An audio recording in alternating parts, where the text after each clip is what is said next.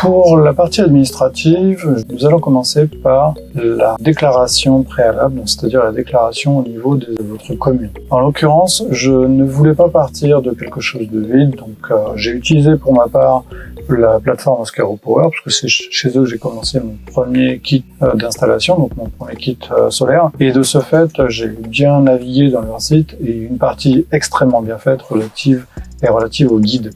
Donc quand vous allez sur le site Oscaro Power, vous avez sur la partie droite, dans le menu, guide, et à ce titre, vous avez un ensemble d'aides, ou du moins de documentation qui est relative à l'installation. Et une des parties qui est vraiment utile et qui m'a servi, parce que j'ai vraiment suivi ce guide de A à Z, est liée à la partie administrative. Quand on va dans la partie administrative, on retrouve un certain nombre de sous-parties qui correspondent à la déclaration suivant où vous êtes, suivant ce que vous avez et la configuration que vous souhaitez. Donc vous avez les liens qui sont chacun en rapport avec votre situation. La première chose à savoir, c'est la déclaration au niveau administratif. Donc, déclaration administrative correspond justement à cette situation-là. Et ce qu'il faut savoir, c'est dans quel contexte vous vous trouvez.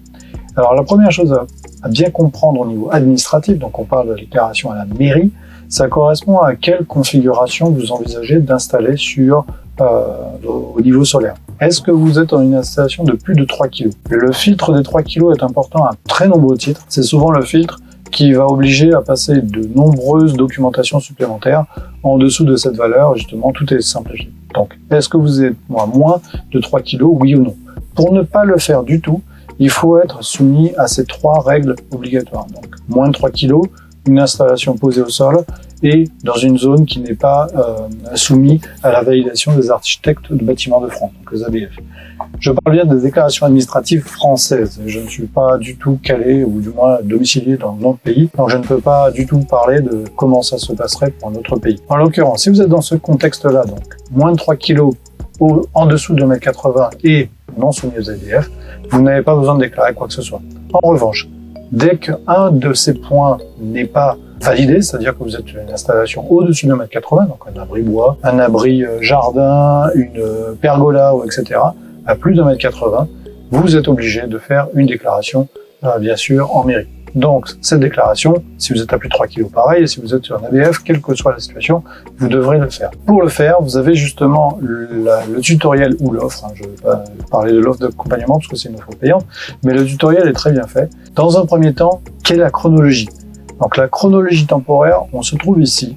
Donc, demande préalable en mairie. Vous faites une demande de travaux à votre mairie, donc une déclaration préalable, et vous recevez un avis. Donc, on est ici exactement. Une fois qu'on va arriver sur cette déclaration, la démarche est la suivante. Donc, c'est celle que vous voyez ici, le tutoriel. On arrive dans ce lien, et voilà ce qu'il faut faire. Donc, il faut bien sûr faire toute une partie documentaire qui va correspondre à remplir une déclaration préalable de travaux. Donc une DP, déclaration préalable de travaux, qui va justement renseigner toutes les informations relatives à votre travail, donc c'est-à-dire à ce que vous envisagez de faire. Donc vous avez besoin effectivement de l'identité, des coordonnées, de lieux d'installation de la partie solaire, donc du projet en question, parce que ça peut être chez vous, mais ça peut être sur un autre secteur, et notamment une autre parcelle, parce que des fois, des terrains peuvent être juste imposés, mais c'est 2 parcelles différentes. Donc là, on parle du lieu et de la parcelle relative à l'installation. Ensuite, quelle est la typologie de projet? Et suivant le projet, donc si on est sur un classé, dans ce cas-là, on a une déclaration, enfin une partie supplémentaire qui est relative à la partie ABF. Et ensuite, bien sûr, à la CIMI. Donc si on rentre en détail dans le CERFA, document réglementaire à respecter, donc ce qu'on a à remplir, c'est bien sûr ici, donc la partie déclaration personnelle, la partie adresse, donc c'est l'adresse de votre contact, c'est pas l'adresse de l'installation, mais là c'est l'adresse de l'installation, donc le terrain. Ensuite, on va devoir nouvelle construction, si vous avez une nouvelle installation, donc une pergola, etc. Mais si c'est sur quelque chose de déjà existant, dans ce cas-là, ce sera des constructions déjà existantes. Si on est dans un site classé ou pas, et après on a juste à signer. Voilà. Et les pièces jointes sont à fournir, donc un bordereau de pièces jointes, donc on a un ensemble de pièces jointes qui est ici, et je vais rentrer un peu plus en détail parce qu'on doit faire des insertions. Donc ça, moi je le fais dans une partie documentaire annexe, donc un document annexe, et je vais vous montrer à quoi ça correspond. Où on retrouve justement le positionnement sur Géoportal, donc où vous trouvez le positionnement sur Géoportal au niveau graphique, donc là on est sur les registres cadastraux, et ensuite l'insertion, donc comment ça se passe sur la maison, donc si on a une vue façade, Moi, je le fais plutôt en version photo, donc un peu comme a été fait sur la suite.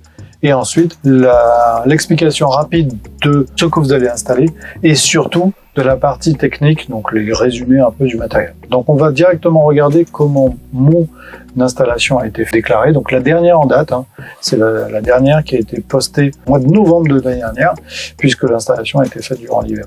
Donc la première chose, c'est, je ne vais pas rentrer sur le détail de l'année, etc., ça n'a pas de rapport, enfin l'adresse, etc., ça n'a pas de rapport, mais par contre, voilà le projet.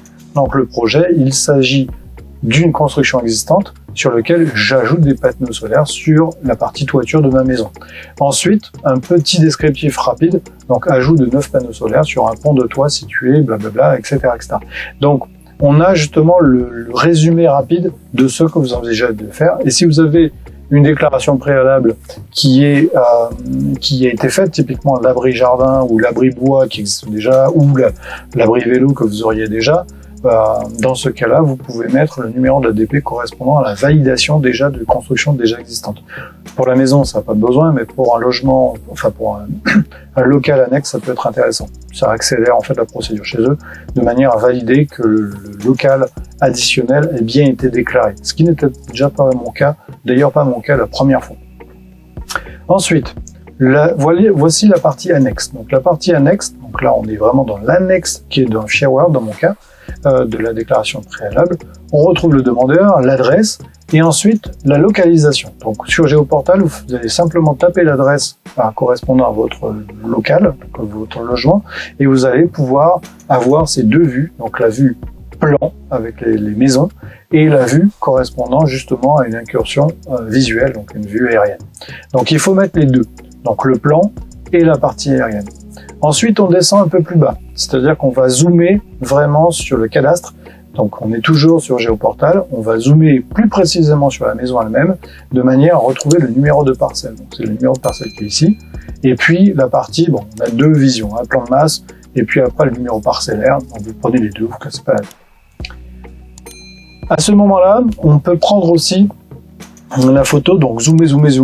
Donc là, j'ai utilisé de mémoire Géoportal, mais j'ai dû comparer avec Google parce que des fois, il y en a un des deux qui est plus adapté. Et là, on va rentrer dans une partie plus précise qui est le plan des surfaces et le plan des toits. Donc en gros, où va être positionnée justement cette partie solaire, donc l'installation que vous envisagez de faire et sous quel format. Donc à ce moment-là, j'envisageais de ce format-là, c'est-à-dire 9 panneaux en mode paysage. Entre-temps, ça a un peu changé, mais la déclaration préalable, ça suffit largement. Donc j'avais ça. Pour les premières demandes de déclaration, en fait, les installations se trouvaient ici. La deuxième, l'installation se trouvait là. Donc j'en suis à la troisième déclaration pour l'ajout de ma structure. Donc là, à partir de la photo que vous prenez, ou de la capture d'écran que vous prenez sur Géoportal ou sur Google Plan, dans ce cas-là, vous pouvez directement rajouter l'objet qui correspond à votre installation solaire. Et ensuite mettre les parois, donc le petit descriptif, donc un petit laïus, sur un pan de toit du bâtiment orienté sud-sud-ouest, ou la partie basse de la toiture, afin de limiter les impacts visuels du voisinage. Ça, c'est important de le signaler que vous allez faire une installation en prenant compte de votre voisinage, si je puis dire, puisque c'est principalement le plus gros bloqueur qui existe dans les installations solaires, c'est le potentiel impact visuel sur le voisinage, et c'est en fait souvent les arguments qui sont utilisés pour refuser une installation. Donc si vous argumentez le fait que vous souhaitez limiter l'impact visuel, c'est-à-dire typiquement chercher à le mettre le plus bas possible pour pas que les personnes aient les yeux dessus tout le temps, mais non pas le mettre le plus haut possible, c'est quelque chose qui joue en votre faveur lors de la validation, surtout quand vous avez une mairie un peu sensible.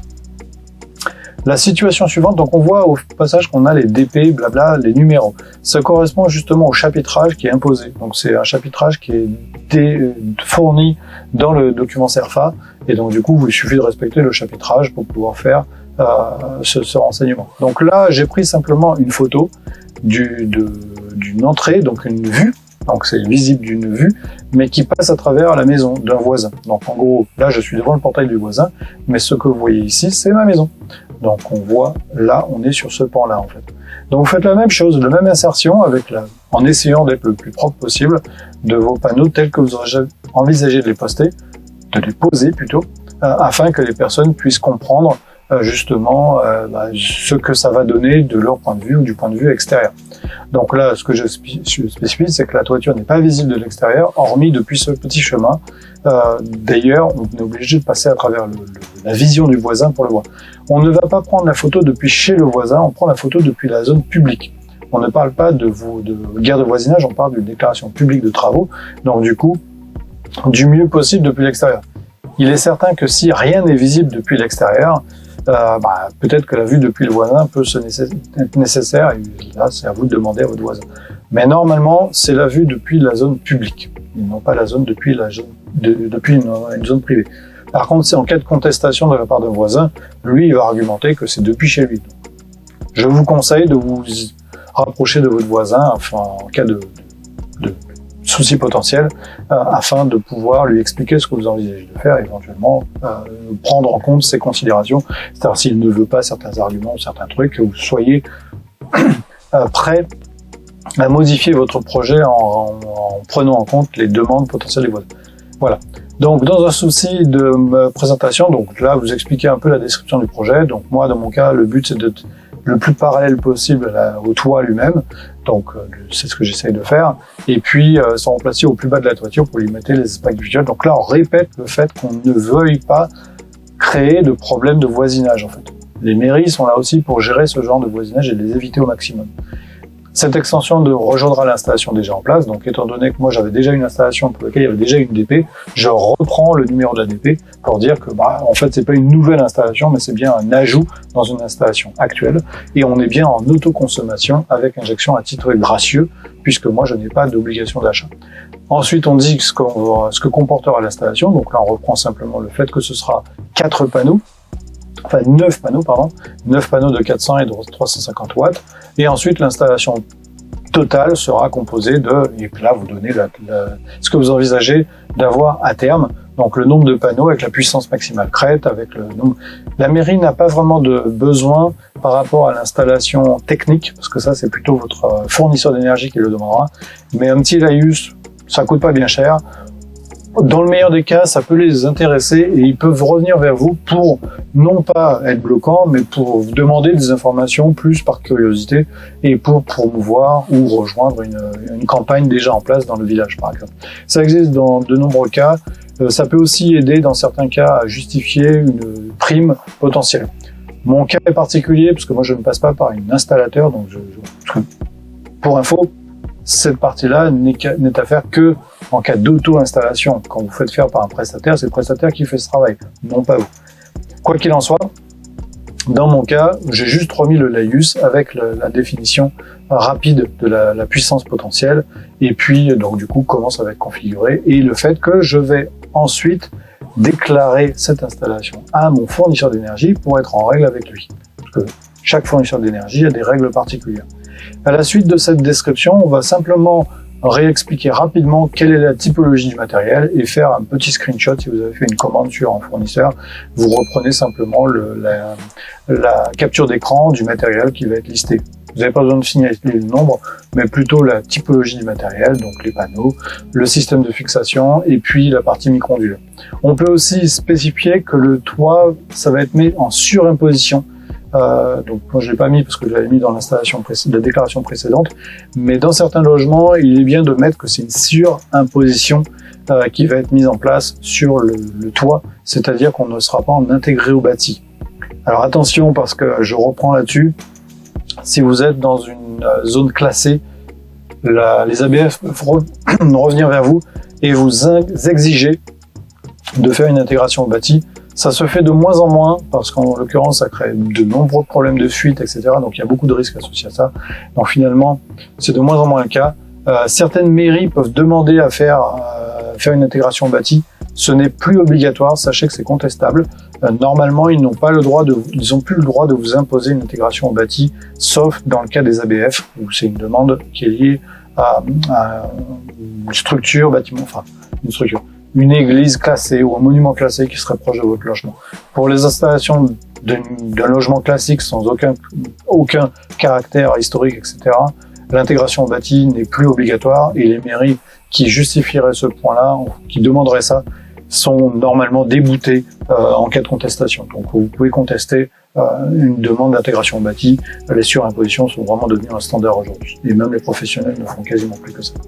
Voilà un peu la partie déclaration préalable.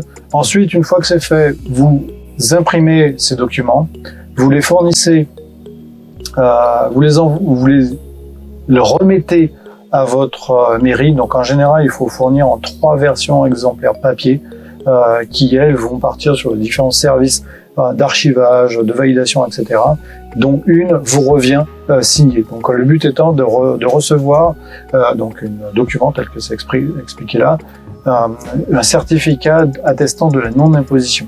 Alors ça, la délai d'instruction, c'est entre 1 et 3 mois. Moi, dans ma mairie, ça a été assez rapide. Après, dans certains cas, ça peut être très long, donc ça dépend un peu de la taille et puis de votre localisation. Pour ma part, ça a été assez rapide et j'ai reçu les validations sans aucun problème pour les 3 demandes. Et donc, du coup, on a pu passer à la suite qui correspond à la déclaration au fournisseur.